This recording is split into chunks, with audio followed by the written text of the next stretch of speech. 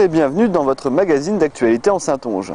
Ce lundi, dans les locaux de la communauté de communes du Pays Santon, avait lieu une conférence de presse pour la mise en place d'un relais CNAM à Saintes.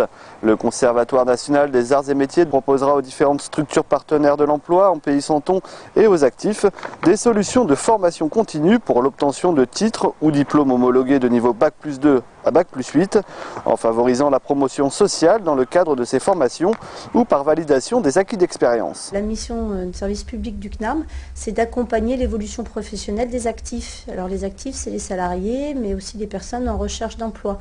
C'est d'étudier avec elles effectivement leurs projets et de voir en quoi le CNAM peut répondre sur une solution formation, une solution validation de l'expérience professionnelle.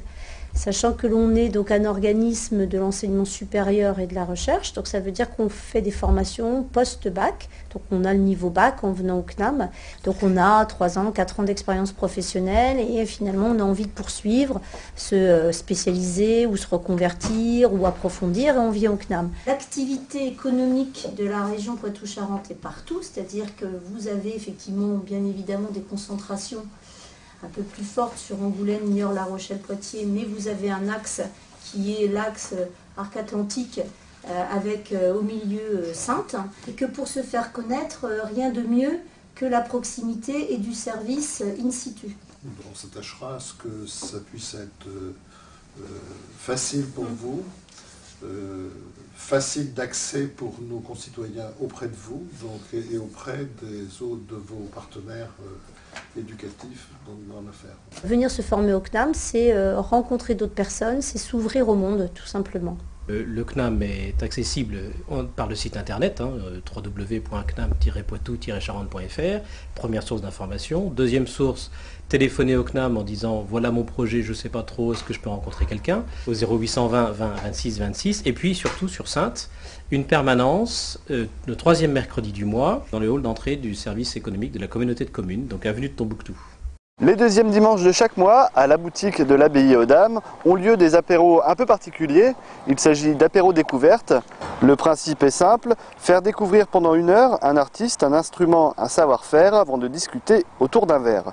Pas besoin d'être musicien ou même mélomane, ces apéros sont ouverts à tous les publics, tout le monde peut y venir.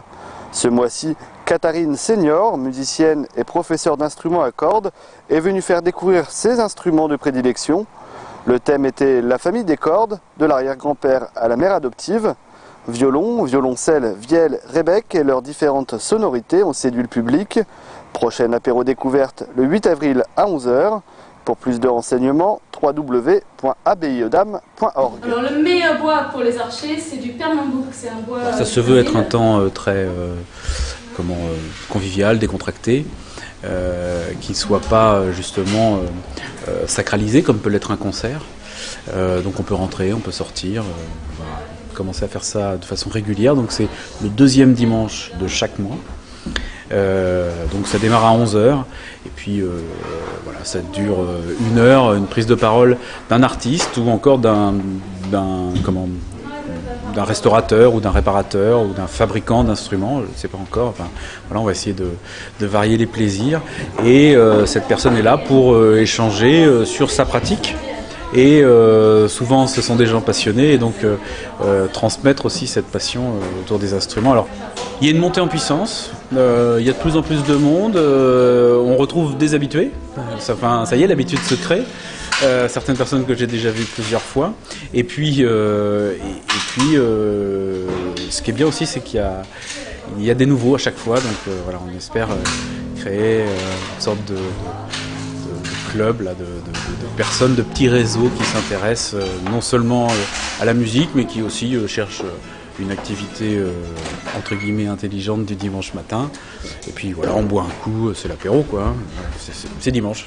Sous la direction de Claude Kessmaker et Benjamin Garcia, avait lieu un grand concert du brass band de la musique de l'air de Paris au théâtre Le Gallia de Saintes. L'orchestre d'harmonie du conservatoire municipal assurait l'ouverture de ce concert sous la direction de Cyril Gauthier.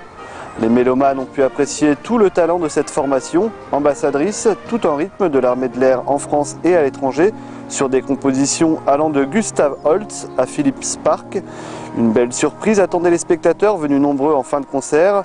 Les jeunes musiciens du conservatoire ont pu partager la scène avec les cuivres et autres saxhorns, alto de l'ensemble parisien, concluant la journée d'une rencontre artistique inoubliable pour les 40 élèves de l'orchestre d'harmonie du conservatoire municipal.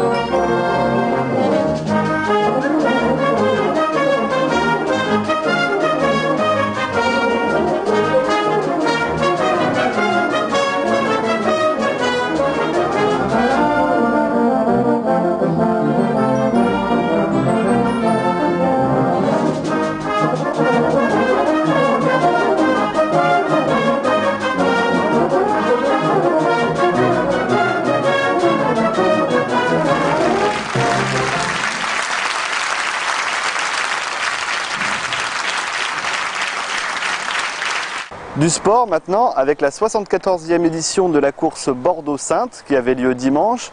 Alors même si elle ne compte plus comme manche de la Coupe de France des clubs, cette course garde une certaine attractivité pour qui aime pédaler. Après un départ de Courtras en Gironde, les coureurs entament les derniers kilomètres de la boucle Fontcouverte-Taillebourg-Saint-James-Saintes avant l'arrivée sur le cours national. Pour ses 80 printemps, la course s'est payée un podium tout en bleu. 3 coureurs du Vélo Club de Rouen se sont imposés. C'est Rudy Kowalski qui remporte l'épreuve. Il avale les 169 km en 4h14 à près de 40 km/h de moyenne. Il est suivi 51 secondes plus tard de son coéquipier Alo Yakin et Johan Rigoulet complète le podium à 1 minute 02 du vainqueur. Les handballeurs saintais affrontaient l'Ogre Montpellierin vendredi dernier pour le compte des quarts de finale de la Coupe de France pour un match qui s'annonçait historique pour le club saintais. Avec beaucoup de concentration et de maîtrise, les joueurs de l'US Saintes ont réussi à dominer la première partie du match, terminant la première mi-temps sur le score de 14-13. La deuxième partie du match fut plus réaliste pour l'attaque des Montpellierins. Ils s'imposent finalement sur le score de 29-21. Laissant à leur adversaire de Pro D2 un sentiment d'une grande réussite sportive malgré la défaite. Plus 1 contre Montpellier chez eux à la mi-temps, c'est vraiment le plus petit des écarts, donc c'était bon, on peut rêver parce qu'on était devant à la mi-temps, mais on s'attendait à ce que leur coach remette les choses en ordre dans le vestiaire à la mi-temps et ils ont augmenté le défi physique, ce qui a fait la différence. Ce que je retiens, c'est qu'on mène à la mi-temps quand même, c'est pas rien. Même si je pense qu'ils avaient la tête plutôt à Barcelone qu'à Saintes. Et puis que quand ils ont voulu accélérer, ils ont mis de la densité défensive et on s'est retrouvé en difficulté parce que bon, c'est vrai qu'on manque de puissance, donc on a reculé sur les impacts. Maintenant, je suis très fier de ce qu'on a fait ici. Et pas seulement de la première mi-temps, de l'attitude de tous les mecs.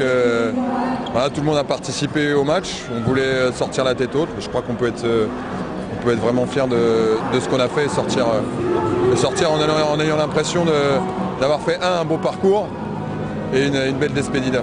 C'est sûr qu'on n'était pas satisfait avec notre première mi-temps. Après, on a essayé de corriger ça en deuxième mi-temps, mais Saintes a très bien joué, ils se sont donnés à fond, ils ont bien joué en attaque et en contre-attaque. Enfin, c'était un bon match pour eux, je pense, et nous on est content de passer en demi-finale. C'est un objectif prioritaire du club, la Coupe de France, on est qualifié, ça c'est bien, ça c'est fait. Et maintenant, un match de championnat à Tremblay et après le 8e de finale qui va être plus qu'important. On est à fond, on va avoir, j'espère, le retour aussi de quelques blessés, de Michael Guigou, et ce sera un beau match en tout cas.